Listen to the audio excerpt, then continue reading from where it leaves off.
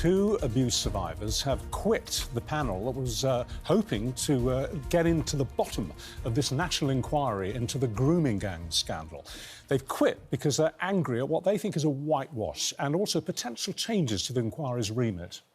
Now, one of those survivors, Ellie Reynolds, spoke to us and told us that she'd lost faith that the inquiry would tackle the gangs. We're going to be speaking to Business Secretary Peter Carr this morning. We're going to talk about everything in your remit as well, Mr Carr. Don't worry about that. But first of all, I wonder if you'd have a listen to what Ellie had to say, because you might not have heard it earlier, and then we'll talk to you.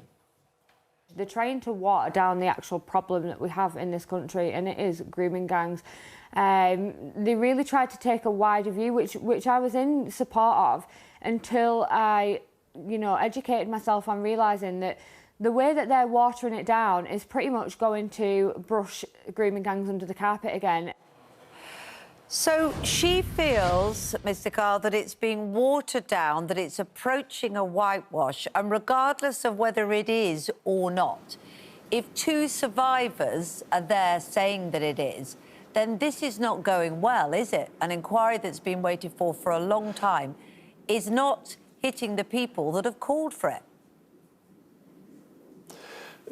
Kate, let me just start from the outset and say that this government, Shabana Mahmood, the Home Secretary, myself and the Prime Minister, we are driven by trying to get to the truth and deliver justice for those victims and make sure that this can never happen again. We have to make sure that this inquiry... But the victims are saying that the inquiry isn't doing that, so much so that they've stood back from it. Yeah, Kate, I just wanted to say that at the outset, because sometimes it's difficult to get these things into interviews, and it's important for people to know that that is what is driving me and the Prime Minister and the Home Secretary. Now, it is a very sensitive process putting together these sorts of inquiries so we can get the right people in the right places with the right remit. And of course, I am sorry that people have felt the need to walk away from it at this moment in time, but I can assure you we are absolutely determined to get an inquiry up and running as swiftly as we can, bearing in mind the sensitivities that we have to navigate to make sure we get the right people doing the right job with the right remit. Jess Phillips has already written to the Select Committee to spell out exactly what we're doing and how we're trying to do it so we can have maximum scrutiny through this period. But until we can actually announce the full remit and have the full panel, at that point, you will be able to see who we are appointing, how we are approaching this, and at that point we can have this conversation in full, because this is unfolding and we're trying really hard to do it as sensitively as we can. She told us specifically that just as Baroness Casey in her report, which stimulated this panel inquiry to be set up, found that the police involved were nervous of pursuing the cases, the allegations made, because of being accused of racism. She told us that she thinks the panel's in exactly the same position, that they don't want to admit that there is a predominance of Asian gangs raping and sexually abusing white girls. Richard, I can assure you that those are the conclusions of the Casey review. We accepted those conclusions. We accept that premise. And I can also reassure you that Shabana Mahmood is not being deterred by sensitivities. She is determined to get to the truth, and none of these kinds of issues are going to deter us from getting to the truth. All right, well, and I hope the clarity with which I'm speaking now can reassure you on those issues. Well, I was going to say you're speaking very, very, very straight, and we take that at face value, so thank you for that. All right, talking of sex scandals, the Andrew avalanche rumbles on. The ghostwriter of Virginia Giuffre's memoirs, who of course makes these allegations against Andrew, says that Andrew's a material witness to many of Epstein's sexual crimes and therefore should give evidence to the American inquiry that's now taking place into them. Do you agree? I do. I think anybody that has any information that could bring justice and information to victims of Jeffrey Epstein's crimes should be fully engaging with any of the authorities that are seeking to deliver that information and justice for the victims.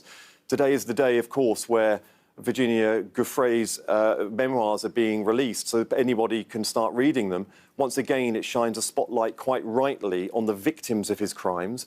Those victims must be first and they must be central to how we discuss and debate any of these issues relating to the Jeffrey Epstein saga situation and the crimes he committed. So, of course, anybody, anywhere that has information that can deliver that justice should be sharing it openly. I believe that Andrew in the past has said that he would cooperate, and I urge him to stick to his word on that. All right. And one more question before we come on to your brief this morning. As you'll be aware, there is growing pressure. Backbench MPs, a Labour peer yesterday, the SNP, are all saying that Parliament should now get involved in this Andrew story, and Parliament should now remove his dukedom. At the moment, it's in abeyance, it's parked. He's still a duke.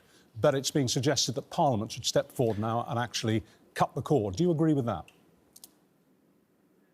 Well, first and foremost, it is important that privilege and that title is now gone to him. The King has made it clear that he can no longer use those titles, and that's the most important thing. Parliament can debate what Parliament wants to. I know that there's some MPs that have putting forward some motions. Those are now for the Speaker of the House of Commons to decide how that moves forward. The King, I think, and the Palace has quite rightly said that there are real priorities that the Parliament is dealing with at the moment, and I think the King is trying to act in a way that means that Parliament can focus on the priorities we have as a country, but also take away any of the privileges that would have come from those titles and the use of those titles in the first place. So I think, getting that balance right, I think is really important, and it is sensitive, and let's see how we move forward with these issues. Now, of course, you have a big brief of your own with business, and I know you want to talk about reducing admin and bureaucracy to make the lives of business people much easier. But you know that they'd say it would be a lot easier if they weren't dealing with a huge national insurance rate hike and fears of other tax rises coming in November. We know that there's lots of things that's holding Britain back because we inherited a growth crisis, a growth emergency from the previous government, and we're whittling away and trying to make sure that we can tackle the emergency that we inherited in growth. So, yes, today I'm here talking to you from Edgbaston Cricket Ground. 350 businesses are going to be here today for the Regional Growth Summit. They will be announcing £10 billion worth of investment, and we, on behalf of government, are going to announce the 25% reduction in red tape and bureaucracy via over-regulation that we've also inherited from the previous government. Now, we're going to be firing the firing gun on this by announcing what £1 billion worth of reduction in regulatory burdens looks like. So things like directors reporting to Companies House, we're going to be eliminating parts of that. £230 million worth of reduction. That's 200 hours spent filling forms out for most businesses in our country that they no longer will have to do, and that's starting today. So we're really tackling some of the things that's holding business back. Business are responding by investing billions and billions of pounds. We're not just doing it in London, we're doing it here in Birmingham to show that we care deeply about making sure that all parts of the United Kingdom benefit from when we land these big deals and investment deals into our country. And this is a good sign of intent of how we have been governing and how we will be governing into the future when it comes to getting all people from all parts of the country benefiting from the new potential being unleashed in our economy. Well, we hope your day goes well. Thank you very much indeed for joining us this morning, Minister.